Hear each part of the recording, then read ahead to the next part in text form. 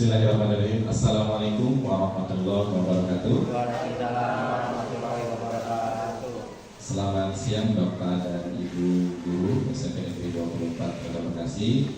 Yang saya hormati Bapak Kepala Sekolah SMP Negeri 24 Bekasi. Yang saya hormati pula Bapak dan Ibu Wakil Kepala Sekolah serta Bapak dan Ibu Dewan Guru beserta staf tata usaha yang pada kesempatan siang hari ini sudah meluangkan waktunya untuk mengikuti kegiatan diseminasi budaya positif. Puji dan syukur marilah kita bacakan kehadirat Allah Subhanahu wa Ta'ala, karena pada siang hari ini mudah-mudahan kegiatan diseminasi budaya positif ini bisa kita laksanakan dengan baik sesuai dengan tujuan awal sehingga sampai selesai pada waktunya nanti. Bapak dan Ibu, perlu saya sampaikan dalam kegiatan kesempatan ini adalah berbagi praktik baik juga sekaligus aksi nyata modul 1.4, yaitu tentang budaya positif, di mana budaya positif ini terbagi menjadi beberapa item, diantaranya ada manajemen universal, kemudian juga ada lagi tentang keyakinan kelas, selanjutnya ada restitusi, kemudian juga ada 5 kontrol, dan itu semua adalah tentang budaya positif. Bapak dan Ibu, saya mulai saja di dalam kegiatan ini adalah untuk memenuhi tagihan kami, karena kami sebagai guru penggerak ini memiliki beberapa tagihan, beberapa persyaratan yang harus kami penuhi untuk bisa menyelesaikan hingga akhir kegiatan guru penggerak ini. Baik Bapak dan Ibu, sebelum mungkin masuk ke materi yaitu budaya positif, nanti terbagi menjadi beberapa item. Mungkin yang pertama kita buka dulu kegiatan siang hari ini dengan apa ya? Mungkin istilahnya speaking mungkin ya, supaya semangat dulu. Kita mulai yang ringan-ringan saja dulu. Kalau bapak-bapak ada 4 pasangannya, ibu-ibu kurang satu ya. Yang ringan aja dulu. Yang ringannya yaitu saya akan memberikan clue. Clue-nya adalah jika si bos berkata. Mungkin bapak dan ibu yang pernah melaksanakan atau pernah melakukan kegiatan ini, clue-nya adalah jika si bos berkata. Kalau si bos berkata pegang misalkan pipi, maka bapak ibu pegang pipi. Kemudian jika si bos berkata pegang kepala, pegang kepala. Iya ibu silakan. Bu itu sebelah kiri boleh diambil dulu. Baiklah. Iya silakan diambil. Boleh diambil dulu. Iya sudah disiapkan. Iya sama minumnya silakan. Biar semangat Bu sampai sore soalnya ini. Mudah-mudahan sebelum jam 5 sudah selesai Bu.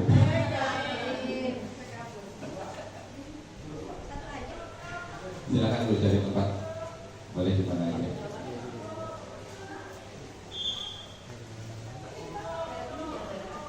Oke. Kalau gitu sudah lengkap, sudah bertambah. Saya ganti deh permainannya gini. Ini hanya untuk melatih konsentrasi saja sebelum kita ke materi, untuk memusatkan konsentrasi kita. Kalau misalkan hari ini saya mau pergi jalan-jalan, kemudian saya punya clue yang pertama, yang terakhir menjadi yang pertama. Kata kuncinya yang terakhir menjadi yang pertama. Maka nanti Bapak Ibu yang sudah bisa menangkap boleh menyampaikan. Saya mulai. Kita ulangi, clue-nya yang terakhir menjadi yang pertama. Kita mulai ya. Hari ini saya ingin pergi jalan-jalan ke Inggris. Hari ini ingin jalan-jalan pergi ke Inggris. Kira-kira dari Inggris kita bisa kemana? Ke Bojong. Yang lain boleh nggak ke Bojong? Nggak boleh, dia rumah sekolah. Dari Inggris ke Sumatera boleh ya? Oke, dari Sumatera kemana? Sumatera Ambon, oke betul, Bu Rizda. Dari Ambon kemana? Dari Ambon ke Malaysia boleh nggak? Boleh, boleh. Nggak boleh? Nggak boleh. Aceh? Ambon? Iya. Ke Nepal? Boleh ke Nepal? Oke, boleh ke Nepal. Pak Lipi kemana? Dari Nepal? Dari Nepal ke Laos. Dari Laos ke? Ke Singapura. Oke. Ada lagi? Dari Singapura ke? Oke. Ke Ancol. Saya ganti dulunya ya. Yang ketiga menjadi yang pertama. Oke, yang ketiga menjadi yang pertama. Yang ketiga menjadi yang pertama. Hari ini kita awali perjalanan kita ke Singaparna. Kita awali ke Singaparna. Dari Singaparna kita boleh kemana kira-kira enaknya? Ke Nigeria. Dari Nigeria kemana? Ke Garut. Balik lagi ke Garut. Dari Singaparna ke Nigeria, balik lagi ke Garut. Dari Garut ke mana? Ke Rusia. Oke, Rusia ke Rusia boleh, betul. Dari Rusia kemana lagi? Rusia ke Singapura. Bukan, nggak boleh mas, nggak boleh ke Ciamis. Nggak boleh ke Ciamis. Dari Singapura, Nepal. Dari Nepal kemana lagi? Ke Palembang, ke Filipina. Oke. Ada yang masih belum menangkap Bapak Ibu? Ada yang masih belum menangkap kira-kira apa sih maksud dari clue itu? Jadi dari huruf dari kata. Waalaikumsalam. Silakan Bu Evi. Ya, diambil dulu. Masuknya. Ayo diambil dulu. Itu diambil dulu, sudah disiapkan. Ya, sudah disiapkan.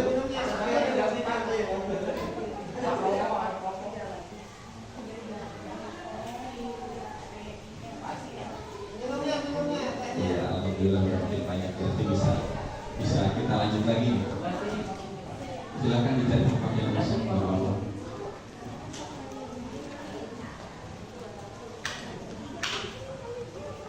Oke, baik, sudah semakin banyak. Satu kali lagi ya sebelum kita masuk ke materi, biar orang semangat. Bapak dan Ibu boleh yang untuk berdiri sebentar aja kita berdiri. Ya, berdiri berhadap-hadapan, ya berhadap-hadapan. Ya, gereja. Ya, berdiri berhadap-hadapan. Posisi tangan kanan seperti mau bersalam-salaman. Tapi jangan salaman dulu, jangan menyatu. Samping-sampingan berarti seperti mau bersalaman. Samping-sampingan, ya terus berhadapan gitu. Nah, tangan kirinya di belakang. Oke. Ya, balikin. Balikin sama siapa? Sama baliknya apa? Oke, cluenya gini Bapak dan Ibu. Sepakati antara berdua ini siapa yang pilih ganjil, siapa yang genap. Oke, ganjil dan genap. Ya.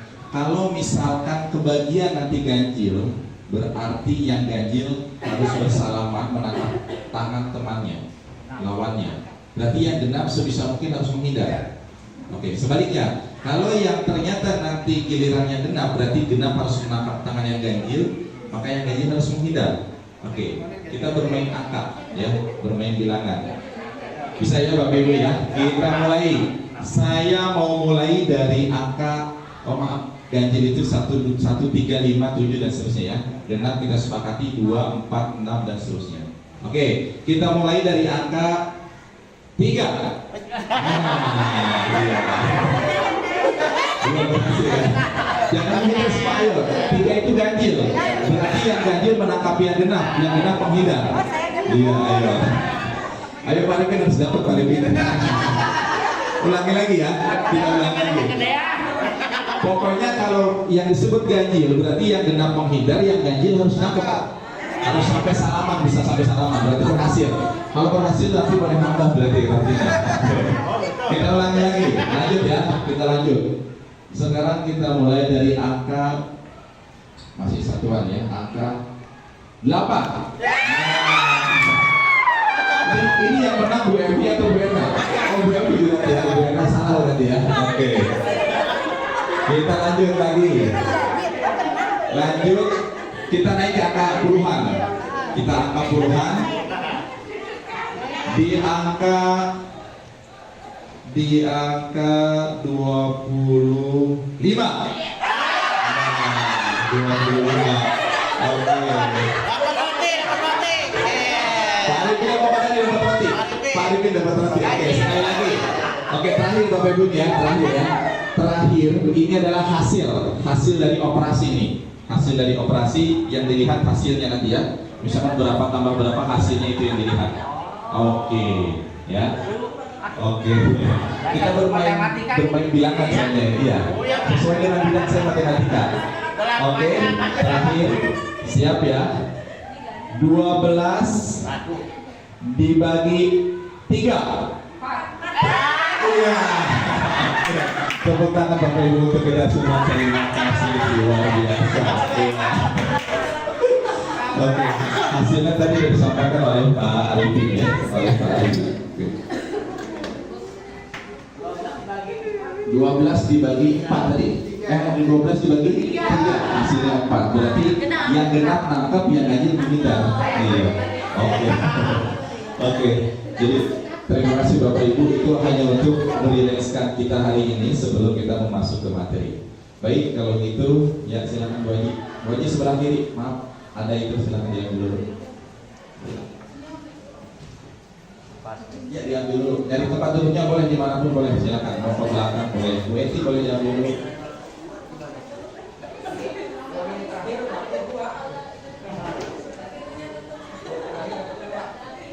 Oke, Bapak dan Ibu, kita mulai ya. Di sini kita membuktikan murid-murid yang seperti apa ya, karena kita adalah sekolah penggerak. Jadi kita harus sesuai dengan filosofi Ki Hajar Dewantara.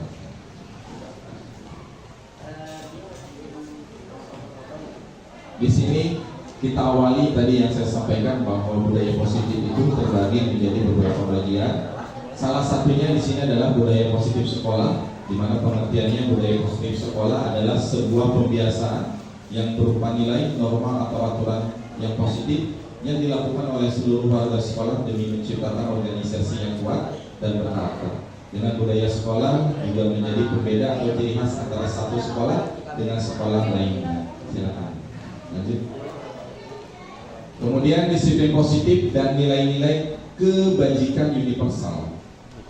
Di sini disiplin positif menurut Ki Hajar Dewantara, karena sekolah penggerak ini ya filosofinya adalah filosofi Ki Hajar Dewantara.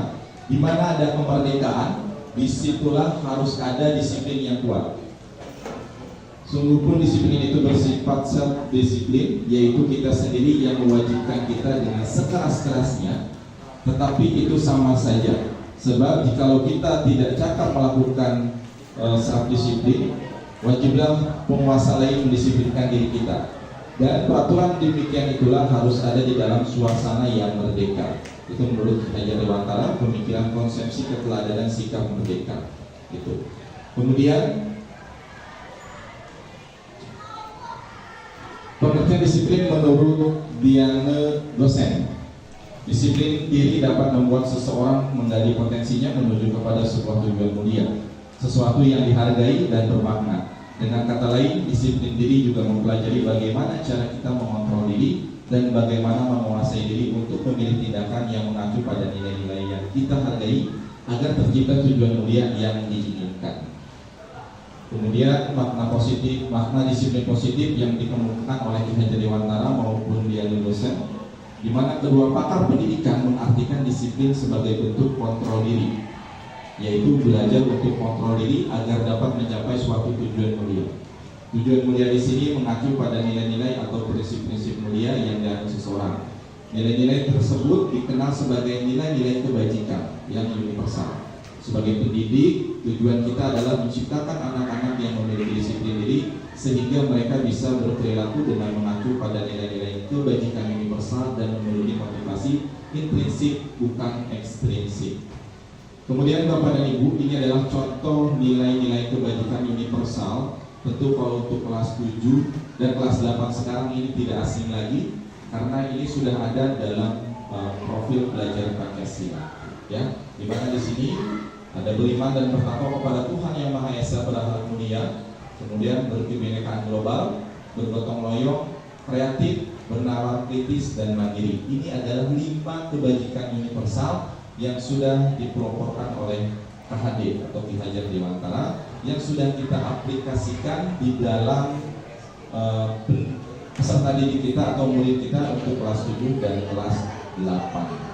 Kemudian di sini kita sekolah itu kita memiliki moto program unggulan sekolah. Di sini kita ambil, saya kutip karena di sini tertarik saya dengan kalimat Hebring, karena saat kami mengadakan perkumpulan, saat mengadakan lomba karya pertemuan, sering sekali mendengar kata 28 Hebring. 28 Hebring ini adalah sekolah SMP 28 Bapak dan Ibu.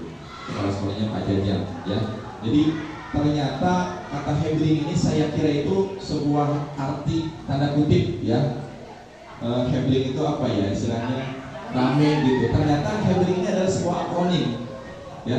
Dan mudah-mudahan ke depan kita bisa menciptakan visi sekolah yang bisa kita ingat, bukan hanya tertulis tetapi bisa tertanam pada diri kita sehingga kita bisa menemukan kata-kata yang mudah diingat. Ternyata Hebring di sini adalah akronim dari hebat, berdedikasi, religius, inklusif, nasionalis, dan gotong royong. Itu. Jadi dengan kata Hebring ini lebih mudah mengingat. Pada sebelumnya saya pernah mencoba mengambil kata trendy, dan itu sempat disampaikan dia mencoba, cuma memang belum ditindaklanjuti untuk menjadi sebuah visi sekolah. Ya, dimana trendy itu akronim juga sama, tujuannya untuk supaya mudah mengingat kita agar visi itu tidak hanya tertulis dan terpampang di sekolah, di depan atau di halaman sekolah ada, tetapi kita sangat sulit sekali mengingatnya. Bahkan saya sendiri harus melihat dulu gitu, kalau yang namanya visi sekolah tidak langsung bisa teringat gitu. Mudah-mudahan kedepannya nanti para para wakil mungkin dengan jajarannya, dengan kepala sekolah dan bapak ibu semua tim pengembang sekolah bisa meramu visi sekolah yang sesuai dengan visi sekolah kita, sekolah penggerak gitu. Kemudian bapak dan ibu, di sini ada tabel di mana proyek nilai-nilai kebajikan ini banyak sekali, ya. Sebetulnya ini sudah melekat pada diri kita sebagian besar, tetapi memang kadang kita lupa untuk untuk menyampaikannya, untuk mendalaminya kepada murid-murid kita. Di sini ada kata peduli, keterus-terangan, kebersihan, komitmen, belas kasih, percaya diri, sampai dengan pengertian, ketegasan, dan banyak lagi lainnya. Itu semua sebetulnya sudah ada dan melekat pada diri atau pribadi murid kita, tetapi memang hanya sebagian kecil, dan ini diharapkan bisa mencakup seluruh siswa, seluruh murid gitu. Itu adalah budaya positif yang pertama. Yang kedua di sini keyakinan kelas. Saya juga mengutip, ya. Jadi keyakinan kelas di sini salah satu contohnya, Bapak Ibu, mungkin kalau kelas 7 dan 8 mungkin sudah membuat, ya, ada istilah keyakinan kelas, ada peraturan kelas, ada juga komitmen kelas, macam-macam bentuknya, ada lagi kesepakatan kelas gitu. Cuma memang yang paling disepakati sampai saat ini adalah kesepakatan kelas. Kenapa kesepakatan kelas? Kalau kalimatnya peraturan itu kan terlalu kaku untuk murid-murid kita. Kalau keyakinan, ya, itu juga tanda kutip masih ada yang memaknai Pak, keyakinan itu ceritanya urusannya agama, keyakinan gitu. Makanya yang sampai saat ini disepakati adalah kesepakatan kelas. Dan dimana pembentukan keyakinan kelas ini berawal dari keyakinan, kemudian kita sepakati, jadilah itu sebuah peraturan di kelas. Dan ini harus kita ciptakan Bapak dan Ibu. Yang pertama, keyakinan kelas itu bersifat lebih abstrak daripada peraturan yang lebih rinci dan konkret. Keyakinan kelas berupa pernyataan-pernyataan universal. Pernyataan keyakinan kelas senantiasa dibuat dalam bentuk positif. Jadi dalam bentuk positif itu, maka kita tidak boleh lagi menerapkan kata tidak boleh. Misalkan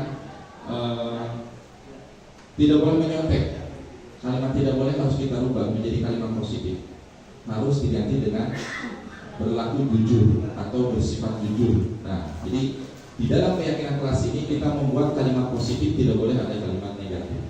Kemudian keyakinan kelas di sini ada keyakinan kelas, misalkan contohnya kelas 1 atau kelas 5, kalau kita lihatnya kelas 7, kelas 8 dan kelas 9 gitu. Dan ini juga mungkin untuk Bapak dan Ibu wali kelas terutama, karena keyakinan kelas ini kita kesepakatikan per kelas, berarti adanya di kelas. Maka Bapak Ibu wali kelas mungkin yang belum mempunyai keyakinan kelas atau kesepakatan kelas, peraturan kelas, mungkin bisa ditambahkan.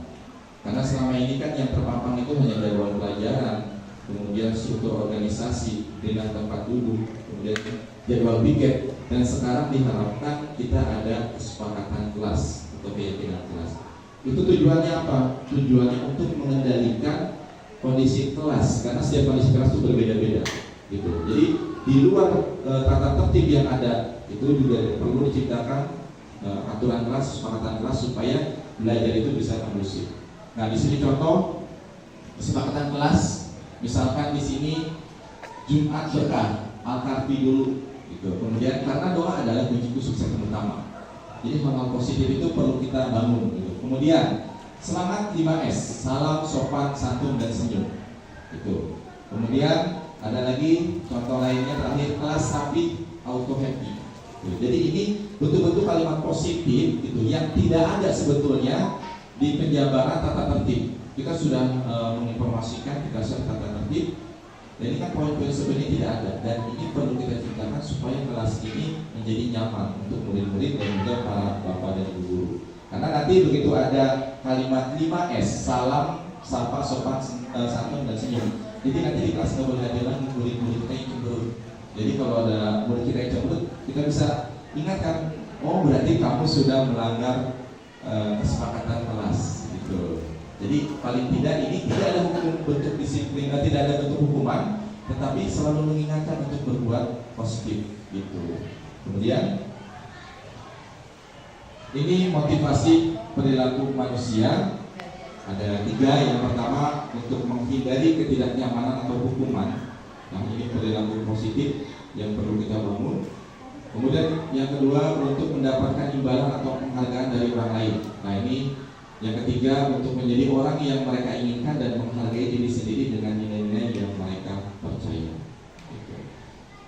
Kemudian ini budaya positif yang selanjutnya Bapak dan Ibu, selain tadi harus ada keyakinan kelas, ada juga di sini kebutuhan dasar manusia. Kita harus hafal betul, harus menguasai betul 5 dasar kebutuhan manusia, di mana yang pertama adalah di sini bertahan hidup.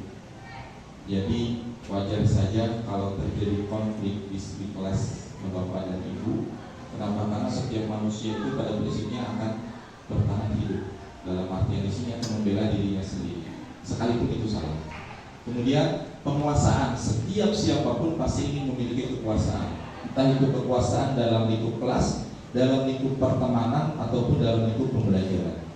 Kemudian kasih sayang dan rasa diterima, dan ini banyak sekali kita jumpai anak-anak yang ternyata melanggar tata tertib, melanggar aturan karena hal sepele, kurangnya perhatian dan kasih sayang, baik dari mungkin bapak ibu guru, kemudian dari orang tua ataupun lingkungan sekitarnya.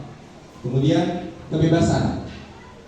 Nah, ini juga merupakan kebutuhan dasar manusia. Makanya banyak murid-murid kita yang kalau misalkan setiap jam-jam padat sekali kadang protes.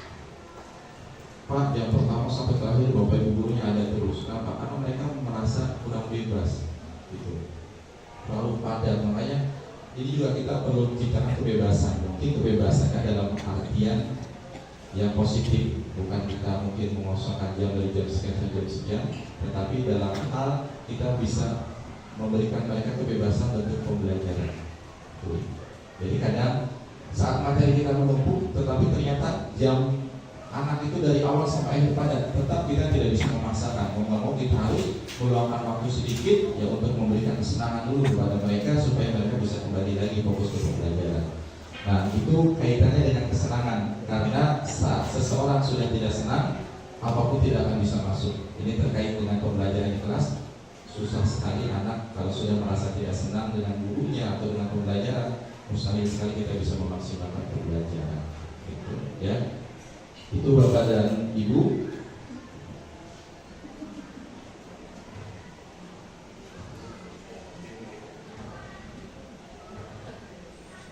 Ya Bapak dan Ibu, itu adalah tadi sekian dari sekian banyak budaya positif yang ada dipelopori oleh Ki Hajar Dewantara. Nanti masih ada lagi budaya positif yang lain yang mungkin nanti kita bersama-sama bisa menyaksikan, yang memang ini sebetulnya sudah ada pada diri kita, cuman belum kita dalami dan kadang lupa untuk kita munculkan lagi ke permukaan. Itu mungkin sampai di sini Bapak dan Ibu. Sebelum kita lanjut, ada pertanyaan atau nanti di sesi terakhir kita untuk sesi dialog mungkin ada pertanyaan? Tidak ada? Tidak ada ya? Oke, kalau tidak ada, sebelum masuk ke dua lagi, yaitu tentang budaya positif, sudah mulai jam-jam gerah, jam ngantuk ya, jam panas ini sudah mulai konsentrasinya sudah mulai menurun. Oke, satu permainan dari saya, mungkin sebelum nanti kita lanjut lagi. Tadi permainan yang awal, cuma kita tunda karena belum banyak yang datang. Permainannya begini, ya sebelum nanti kita masuk nih, supaya lebih semangat lagi. Konsentrasi, kita membangkitkan konsentrasi karena sudah mulai ngantuk sekali suasananya ya.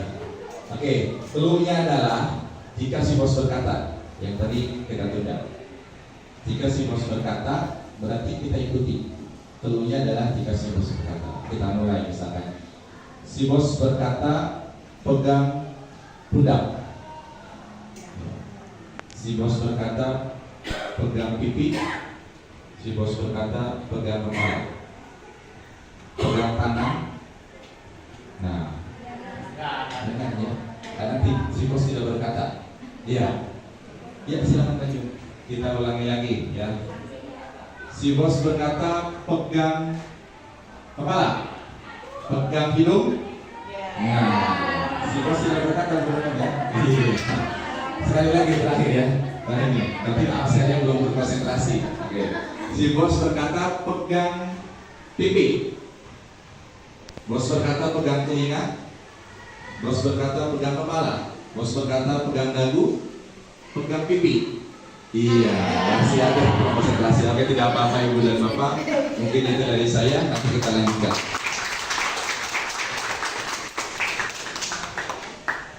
Terima kasih Pak.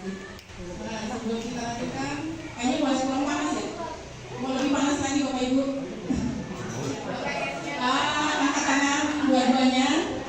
Ya, kita gerakan, kita putar-putar. Kalau saya bilang stop, stop ya.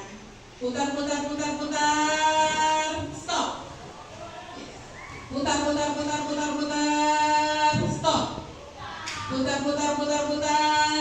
stop. Stop. Stop. Putar, stop. Putar, stop. Stop. Stop. Oke, stop. Tadi sudah dipaparkan mengenai budaya positif dari yang sudah pernah mungkin kita lakukan di sekolah kita. Ini ada lagi dua tema lagi. Tadi sudah bergeser. Posisi kontrol kita sebagai guru. Ya. Menurut Jan Gosen dalam bukunya mengemukakan bahwa guru perlu meninjau kembali penerapan disiplin di dalam ruang-ruang kelas mereka selama ini. Apakah telah efektif? Apakah berpusat pada murid, memerdekakan dan memandirikan murid? Ini keseharian kita. Posisi depresi menurut Bani. Nah, yang satunya lagi, yang sebelumnya. Waalaikumsalam. Iya, terima kasih Ibu. 5 posisi kontrol kita. Kita sebenarnya mungkin kita pernah mengalami semuanya. Kadang-kadang kita berposisi sebagai penghukum. Kadang-kadang kita berposisi sebagai membuat orang lain merasa bersalah. Kadang-kadang kita berposisi sebagai teman, kadang-kadang kita berposisi sebagai pemantau, kadang-kadang kita bisa juga berposisi sebagai manajer. Nah, dari kelima ini mana yang paling baik? Diharapkan setelah kita melakukan praktik-praktik baik, kita membiasakan diri kita untuk memposisikan diri kita di posisi manajer. Paling tidak kita tuh ada yang di posisi teman atau pemantau. Dan kita harus segera meninggalkan posisi kita sebagai penghukum dan pembuat rasa bersalah. Karena pendidikan kita ini akan memberikan efek jangka panjang dan merantai. Seperti halnya diri kita ini merupakan produk pendidikan zaman kolonial, sisa-sisa kolonial yang mungkin masih dirasakan, dan akhirnya kita pun akan melakukan hal yang sama ke siswa kita. Hal seperti itu harus mulai kita tinggalkan. Baik, contoh kalimatnya. Kalimat yang tadi dibuka dulu. Ya. Nanti akan kita perdalam lagi posisi-posisi ini. Kalau penghukum itu biasanya kita itu datang ke kelas itu dalam posisi sedang marah, ya. Marah, emosional, kita langsung mengatakan kepada anak, patuhi aturan saya. Awas kalau kamu tidak patuh. Kemudian kamu selalu saja bikin salah, bikin ibu pusing aja. Kenapa sih? Begitu ya, dengan emosionalnya seperti itu. Nah, kalimat-kalimat seperti itu kita harus usahakan digantikan. Kemudian membuat rasa bersalah. Misalnya ibu sangat kecewa sekali sama kamu. Kamu ini diulang lagi. Kapan sih kamu sadarnya? Bikin ibu repot aja. Harus berapa kali ibu ngasih tahu kamu? Gitu ya. Emang seperti itu biasanya ya Bapak Ibu. Nah itu harus kita. Ini biasanya harus kita tinggalkan. Harus kita tinggalkan. Kalau tapi saya yakin teman-teman itu tidak selalu dalam posisi itu, ya enggak? Kita tuh pasti pernah dalam posisi ini, posisi sebagai teman juga pernah, sebagai pemantau pernah, sebagai manajer pun pasti kita pernah. Karena kadang kita itu bekerja menangani anak, itu kadang kondisi mood kita juga, ya. Kadang-kadang kalau mood kita lagi enak, kita posisi kita teman. Kalau kita lagi enak, posisinya pemantau. Kalau lagi benar gitu ya, lagi idealismenya itu tinggi, kita posisi sebagai manajer. Tapi kalau tanggal tua, mungkin Bapak Ibu posisinya sebagai penghukum atau pembuat rasa bersalah. Nah, yang dua inilah yang harus kita hindari dan tinggalkan mulai sekarang. Sekarang kita akan lihat contoh video tentang segitiga restitusi dari Kemendikbud, ya. Kita ambilnya dari Kemendikbud. Bapak Ibu silakan saksikan dulu, nanti kita komentari video dua ini.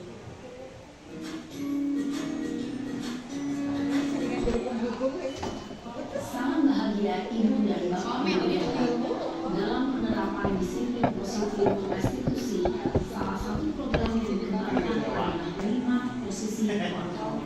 5 posisi kontrol dan restitusi adalah proses kerjasama seorang pendidik pada video kali ini tentang 5 posisi kontrol yang dikembangkan oleh daya dosen dan contoh penerapannya.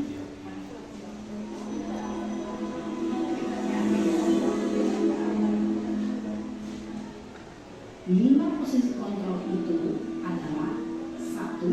Posisi penghukum, 2. Posisi membuat rasa bersalah, 3.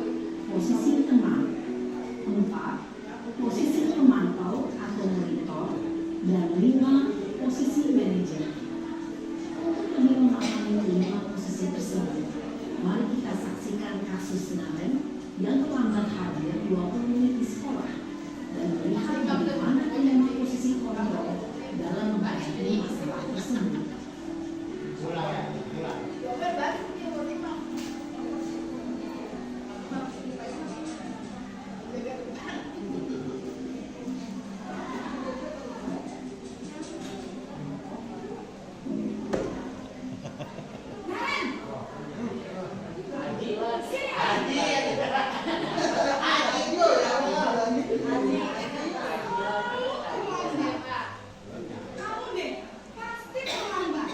Aku, saya.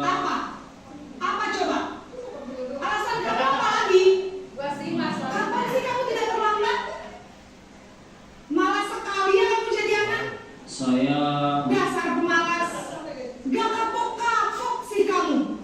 Sudah berapa kali terlambat? Sana, kamu keliling lapangan basket 2 kali. Kenapa saya harus ke lapangan basket, Bu? Kenapa? Kamu ngelawan ibu. Berani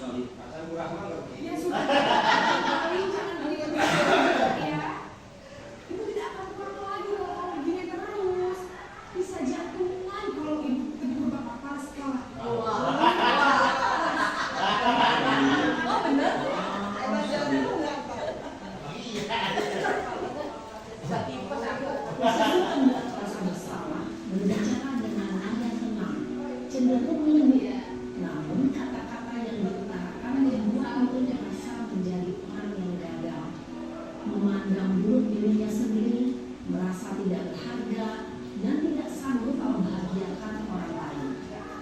Ketika guru mengambil posisi pembuat rasa bersalah, murid akan menganggap dirinya yang bersalah dan ia akan menyimpan emosi negatif tersebut di dalam dirinya.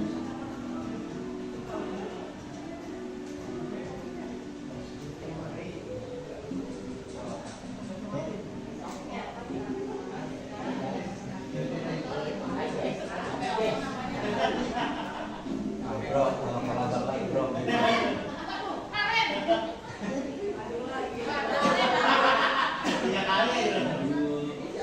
Wah, sudah jam berapa ini nak? Terlambat lagi ya sayang. Iya Bu, tadi mengamalkan saya Bu. Kamu bukannya anak yang larinya paling kencang. Kok terlambat sih? Iya Bu, saya memang terlambat malu tadi. Jadi tidak bisa ucap, tetap pada kencang Bu. Ya sudah sana. Nanti lain kali larinya lebih kencang lagi ya. Biar gak terlambat lagi. Bikin senang ibu. Demi ibu. Bisa kan? Bisa lah Bu. Ya sudah sana masuk kelas. Ibu beresin urusan absen kamu. Kamu ini ada saja.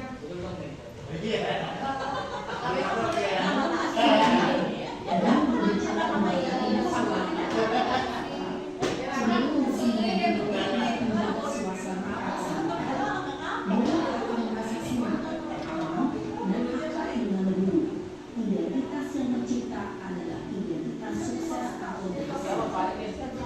Karena ini masih di ranah eksternal, maka ada faktor yang berpengaruh pada orang lain.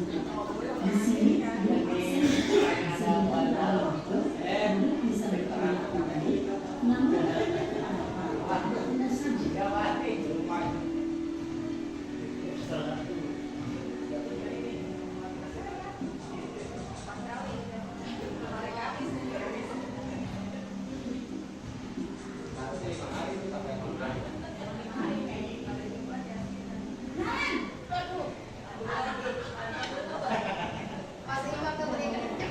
Tadi Bu, Nah, apakah ada sekolah kita tentang jam berapa kita harus masuk sekolah? Nak?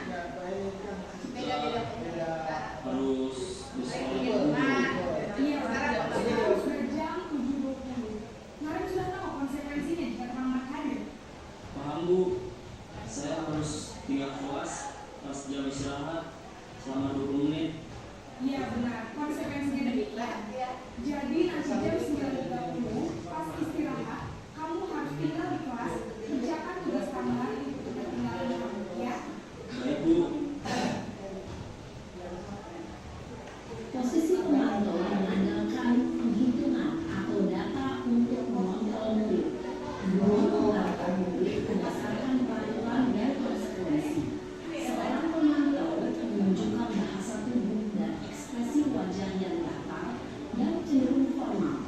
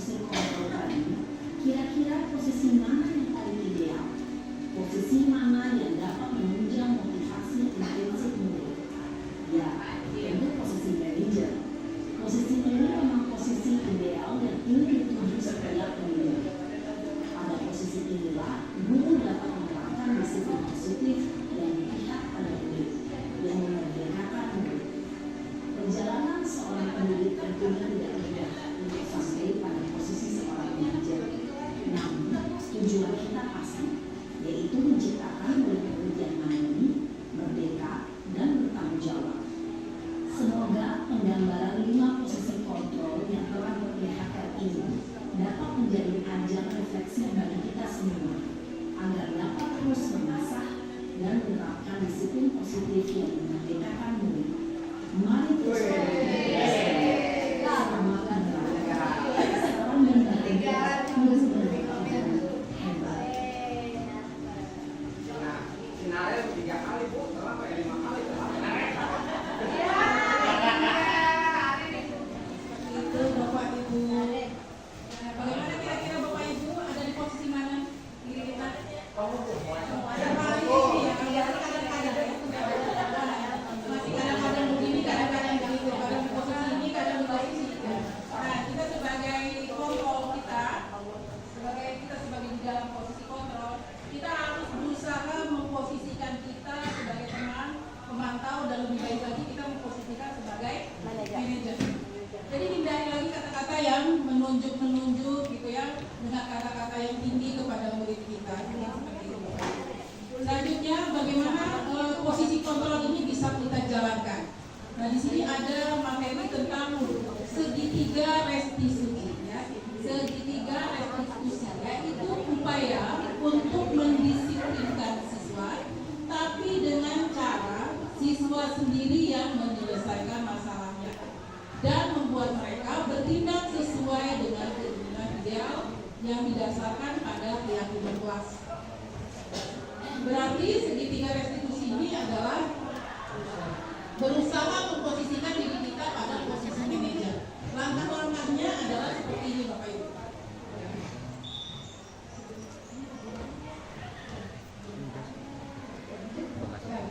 Jadi restitusi adalah proses untuk menciptakan kondisi bagi murid untuk memperbaiki kesalahan mereka, sehingga mereka bisa kembali pada kelompok mereka dengan karakter yang lebih kuat.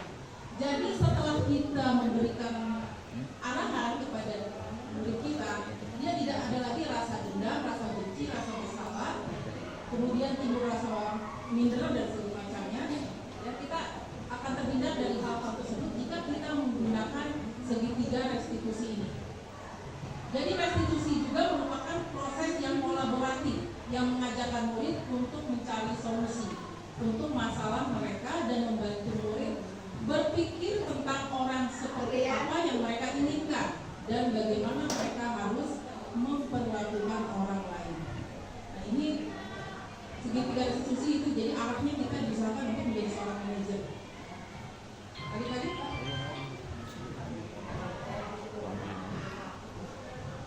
Jadi restitusi itu bukan merupakan untuk menebus kesalahan, ya, namun untuk belajar dari suatu kesalahan. Jadi restitusi juga untuk memperbaiki hubungan antara guru dengan murid. Jadi tidak terlalu tegang, ya, tidak seperti majikan kepada pembantunya, bukan seperti itu. Tapi berusaha memperbaiki hubungan yang lebih ideal. Kemudian restitusi adalah suatu tawaran.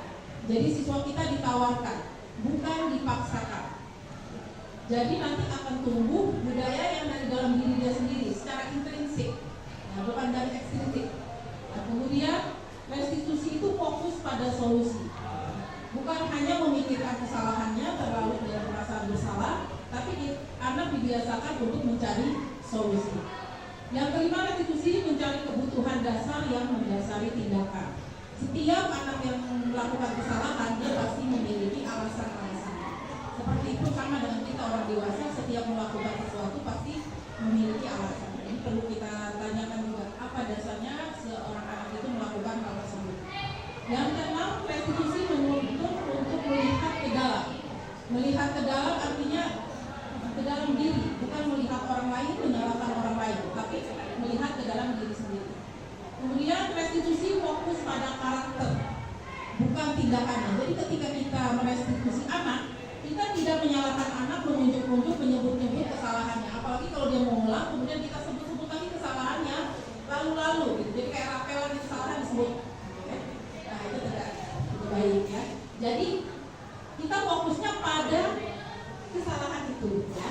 Jadi karakternya yang kita akan bentuk, bukan tindakan salahnya yang kita sebut-sebut terus berulang-ulang. restitusi itu menguatkan. Jadi ketika anak itu menemukan solusi, kita berikan penguatan agar hal baik tersebut tertanam di dalam diri anak. Kemudian restitusi adalah cara yang paling baik sampai saat ini yang kita terima. Inilah jalannya. Kalau di bidang konseling mungkin seperti biasa pelaksanaannya sudah seperti ini. Kalau kita memang tidak terlalu mendalami, mungkin kita lebih terbawa suasana hati kita ya, suasana kita. Nah, langkah-langkahnya seperti apa? Ini langkah-langkah tidak baku kita harus urutannya 1, 2, 3, 3, 2, 1. Kita bebas saja mau urutannya dari mana saja. Ya. Jadi langkahnya misalnya dengan menstabilkan identitas. Kalimat-kalimatnya biasanya kita akan mengarahkan pikiran anak dulu dengan kalimat-kalimat misalnya setiap orang pasti pernah melakukan kesalahan, ya kan? Ya. Biasanya kita minta persetujuan anak. Kamu bukan satu-satunya yang pernah melakukan ini. Ada beberapa anak lain juga yang melakukannya. Jadi menstabilkan emosinya, distabilkan dulu. Karena biasanya anak kalau dipanggil dulu itu kayak ketakutan. Dia sudah menyiapkan alibi-alibi di kepalanya, ya nggak sih? Anak itu udah sederet jawaban itu ada di kepalanya untuk diungkapkan, untuk dijadikan alasan. Sebelum itu muncul, kita stabilkan dulu emosinya sehingga yang alibi yang mengada-ngada itu nggak muncul. Kemudian kita bisa menanyakan, ya memvalidasi dulu, memvalidasi tindakan-tindakan yang salah. Ya, misalnya pertanyaannya, kamu tentu punya alasan mengapa melakukan hal itu kan? Gitu kan? Adakah cara yang lebih efektif untuk mendapatkan apa yang kamu butuhkan? Gitu. Ya, jadi memvalidasi artinya dia itu melakukan tindakan itu karena apa? Nah nanti baru terakhir kita bisa menanyakan keyakinan atau kesepakatan kelas yang tadi dibuat di kelas, yang tadi dipaparkan pada materi sebelumnya. Ya. Pertanyaan-pertanyaannya biasanya berupa,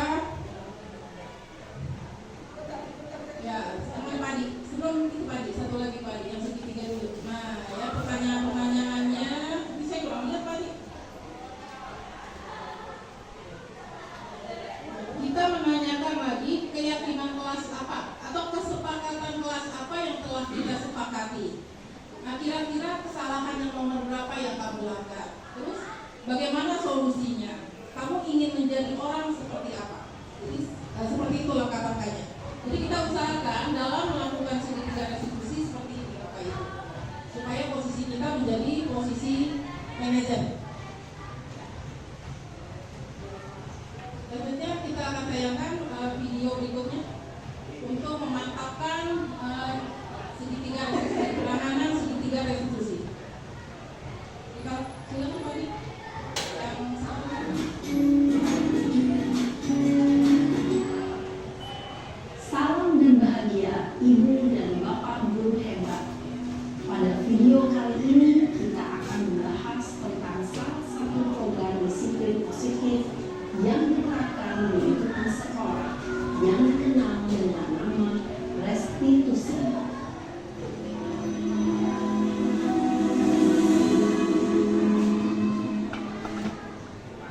Restitusi dikembangkan oleh pakar pendidikan Bayan Boston berlandaskan pada teori kontrol Dr. William Gleason. Segitiga restitusi adalah suatu proses dialog yang dijalankan oleh guru atau orang tua agar dapat menghasilkan murid yang mandiri dan bertanggung jawab. Pada saat guru posisi manajer, aspek yang dikembangkan pada murid adalah motivasi intensif, sehingga pengalaman nilai-nilai kebajikan dapat tumbuh dan berkembang menjadi suatu kebiasaan positif yang akhirnya membentukkan pemilih. Proses dialog ini terdiri dari 3 langkah yang digambarkan pada ketiga sisi pada segitiga restitusi. Sisi pertama adalah menstabilkan identitas. Sisi yang kedua adalah validasi tindakan yang salah. Dan sisi yang ketiga adalah menanyakan keyakinan. Ibu dan Bapak guru, berikut ini akan menunjukkan bagaimana seorang guru berada dalam posisi manajer menggunakan penerapan segitiga restitusi.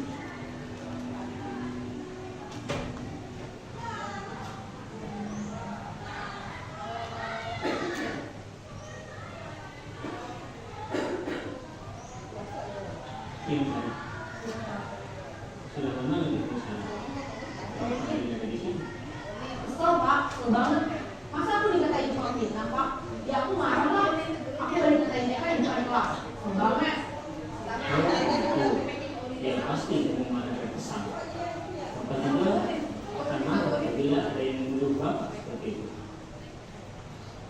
Kemudian pada saat itu kamu mau melakukan apa? Ya saya langsung ngatain TK lah, Pak. Banget. Saya bentak-bentak dia di depan teman-teman lain. Oh begitu. Pasti kamu melakukan seperti itu karena suatu alasan tertentu kan? Iyalah, masa saya diam saja, Pak? Ya saya bela diri lah. Masa saya dituduh tukang fitnah? Ya wajar lah. Mempertahankan harga diri itu sesuatu yang bukan berarti. Untung kamu tidak berani. Hanya menggunakan. Iya, Pak. Untung saya masih bersabar dan hanya meminta saja. Udah gemes padahal. Saya pasti bela diri lah. Ya pasti ya. Tapi kamu memilih untuk tetap bertahan dan bersabar. Kamu memilih untuk tidak berbuat lebih parah lagi, bukan? Iya. Nah, sekarang coba kita lihat lagi tindakan kamu yang minta PK di kelas.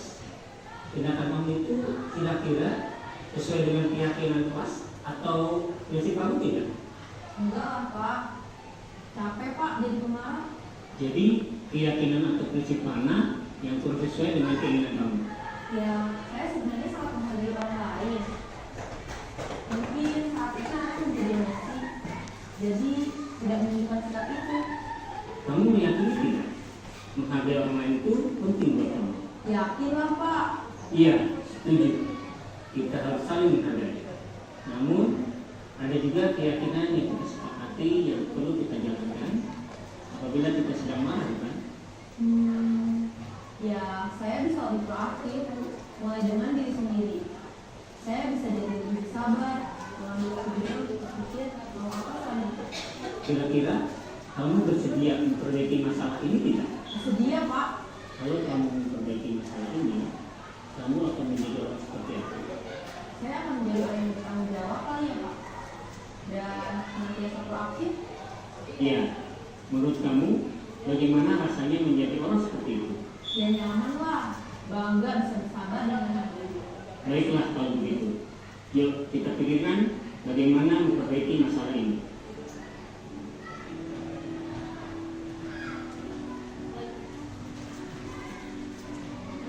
Ibu dan Bapak guru hebat, baru saja kita menyaksikan contoh bagaimana seorang guru berada dalam posisi manajer menggunakan penerapan segitiga restitusi. Mari kita bahas satu persatu. Pada sisi pertama, menstabilkan identitas berdasarkan pada prinsip bahwa membuat kesalahan adalah bagian dari proses pembelajaran. Sisi pertama dari segitiga ini berperan menggeser identitas murid dari identitas gagal ke identitas sukses. Murid yang sedang bertingkah laku yang tidak pantas atau menarik diri saat itu sedang mengalami identitas gagal. Bila kita mengkritiknya, maka posisinya tidak akan berubah. Kita bisa mengajukan pernyataan-pernyataan ini. 1. Membuat kesalahan sesuatu yang wajar. 2. Manusia tidak ada yang sempurna. 3. Kita bisa memperbaiki masalah ini. 4. Saya tidak menanyakan kesalahannya. Saya lebih fokus bagaimana memperbaiki masalah ini. 5. Apakah saat ini kamu telah menjadi orang yang baik untuk dirimu sendiri? Pada sisi kedua, validasi tindakan yang salah berlandaskan pada prinsip bahwa setiap perilaku berupaya memenuhi suatu kebutuhan tertentu. Guru yang telah memahami teori kontrol akan bergeser dari pemikiran stimulus respon menjadi proaktif dan mencoba untuk mengenali tujuan dari perilaku murid, mengenali dan memaklumi kebutuhan murid ini dapat memperbaiki hubungan dengan murid tersebut. Itu ya Bapak Ibu, tadi sudah kita saksikan segitiga restitusi yang sebenarnya ini merupakan makanan sehari-hari kita ya. kritikan kepada siswa dan menunjuk dengan duduk dari kita. Mungkin seperti itu. Mungkin setelah 1 jam terasa lelah ya Bapak Ibu mendengarkan hal-hal seperti ini, karena ini merupakan hal-hal yang mungkin sudah kita alami dalam keseharian kita. Dan kita juga, saya lihat teman-teman juga semuanya, gitu, kita semua bukanlah orang yang yang sering menghukum ataupun menghujat. Mungkin itu hanya muncul sekali-sekali ketika kita mungkin juga dalam kondisi yang sedang tidak nyaman untuk diri kita sendiri. Saya yakin kita semua akan ikut bersama-sama ya Bapak Ibu memperbaiki diri kita dan selalu memposisikan kita, mengkondisikan jiwa kita juga untuk selalu siap melayani murid-murid kita. Dan Ibu, sudah kita lalui 1 jam sama-sama kita memperdalam diri kita untuk memahami seperti apa budaya positif, tentu tujuannya untuk pembelajaran yang lebih baik dan kedisiplinan yang lebih sempurna di anak-anak atau di murid-murid kita. Sebuah refleksi harus kita lakukan Bapak dan Ibu dimanapun dan kapanpun, apalagi dalam pembelajaran, karena tanpa sebuah refleksi, sebuah keniscayaan bisa terjadi sebuah kesuksesan. Tidak merdeka rasanya kalau saya harus menunjuk Bapak dan Ibu untuk merefleksikan. Saya minta 1 orang lagi untuk bisa berbagi, merefleksikan. Ya, Pak Arifin. Nah, ini contoh kemerdekaannya sempurna. Silakan Pak Arifin untuk merefleksikan. Boleh Pak? Biar disut nanti.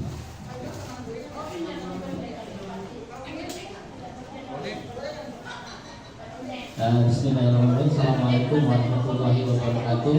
Waalaikumsalam warahmatullahi wabarakatuh. Terima kasih atas waktu dan kesempatan yang sudah diberikan kepada saya untuk merefleksikan kegiatan hari ini, yang memang kegiatan hari ini adalah kegiatan yang positif untuk kita semua. Untuk refleksi yang pertama, hal baik apa yang saya dapatkan pada kegiatan hari ini? Yang pertama, dari materi yang sudah diberikan oleh Bapak Ibu tadi, Pak Ali dan Ibu Mas Kuro, terutama untuk yang posisi itu.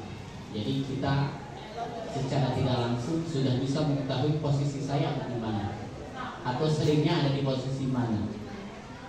Mungkin saya pribadi dari kelima posisi itu mungkin lebih banyak di posisi yang pertama dan yang kedua untuk sementara ini.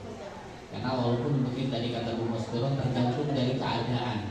Ya, kalau kita mau profesional, pengennya sih kita atau keinginan kita adalah di posisi yang terakhir sebagai manajer. Tapi kalau misalnya keadaan tidak memungkinkan itu, entah apa permasalahannya, kadang-kadang kita lepas kontrol, kita tidak bisa mengontrol emosi yang ada di kita. Tapi tetap kita sebagai seorang profesional harus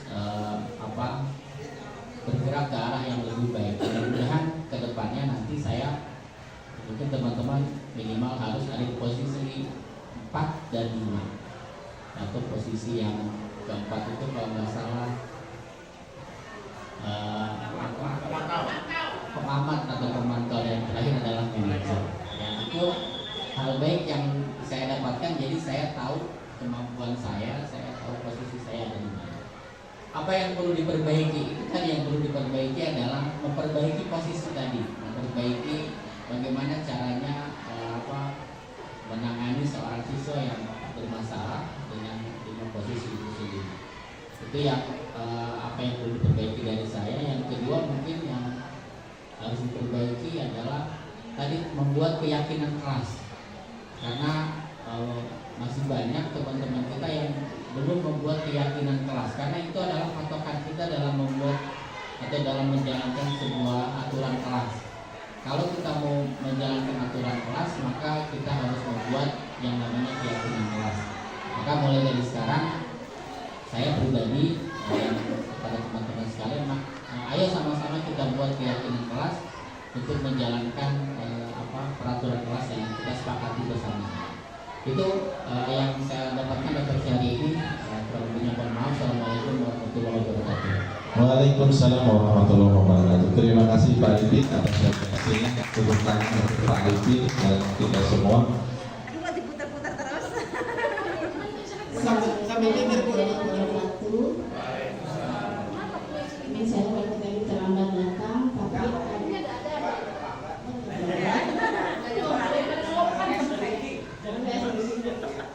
setelah kita menyaksikan pemaparan dari Bapak Hadi dan Ibu Basbolo, sudah sangat memberikan kesadaran bagi kita ya, bahwa kita selama ini memang kita itu seringkali melakukan kesalahan-kesalahan yang mungkin tidak kita sadari ya. Kadang-kadang kita itu menghadapi murid itu dengan cara yang kurang terkendali, mungkin dari emosi, dari masalah-masalah kita yang ada di rumah, terbawa ke sekolah. Biasanya itu akan mempengaruhi cara kita belajar, mengajarkan siswa-siswa kita di sekolah. Dalam hal ini, pada kegiatan hari ini kita perlu introspeksi diri kita sendiri. Itu yang sangat saya sadari pada hari ini, bahwa kita selama ini masih kepada siswa itu ya, apakah sudah benar atau tidak. Dan yang kedua, apa yang perlu diperbaiki dari diri saya sebagai pemimpin pembelajaran, ya kita melalui proses untuk belajar menjadi lebih baik, itu yang penting ya. Terus kemudian pemimpin pembelajaran yang seperti apa ya, tentunya kita perlu sharing lah sama teman sejawat gitu, apakah saya ini sudah benar atau tidak dalam memberikan pendidikan kepada siswa kita. Terima kasih. Assalamualaikum warahmatullahi wabarakatuh. Waalaikumsalam warahmatullahi wabarakatuh. Terima kasih Ibu Eti.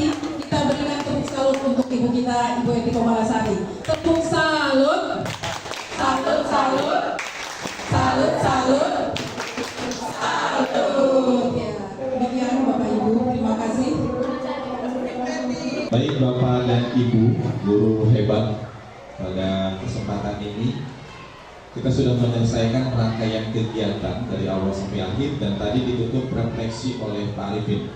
Tentu refleksi Pak Arifin bukan untuk Pak Arifin pribadi, untuk kita semua dan khususnya juga untuk saya pribadi, karena tentu kita akan bisa menerapkan posisi kontrol yang seperti apa yang kita impikan, yaitu seorang manajer. Itu juga harus didukung oleh kesadaran murid kita yang tinggi, karena untuk kondisi tertentu tidak mungkin kita selalu bisa melayani murid, karena setiap diberikan pelayanan mereka seperti melunjak gitu ya. Nah itu tidak, memang kondisi tertentu tidak bisa kita terapkan, tetapi itu bisa kita terapkan manakala kedisiplinan sudah mendasar pada diri mereka masing-masing, sehingga dalam hal ini kita tidak bisa bertepuk sebelah tangan. Maka tugas kita bersama-sama untuk bagaimana menciptakan kesadaran disiplin positif kepada murid-murid kita, tentu dengan cara memberikan contoh dan tauladan yang baik. Mungkin itu dari kami, dari saya pada kegiatan hari ini. Mudah-mudahan pada kegiatan-kegiatan berikutnya kita bisa sharing kembali, bisa berbagi praktik baik yang lebih baik lagi. Akhir kata dari kami, jika ada kekurangan atau kesalahan dalam penyampaian ini, tentu masih banyak sekali kehilafan, kekurangan. Kami mohon dibukakan pintu maaf yang seluas-luasnya. Akhir kata, bila taufiq wal hidayah, wassalamualaikum warahmatullahi wabarakatuh.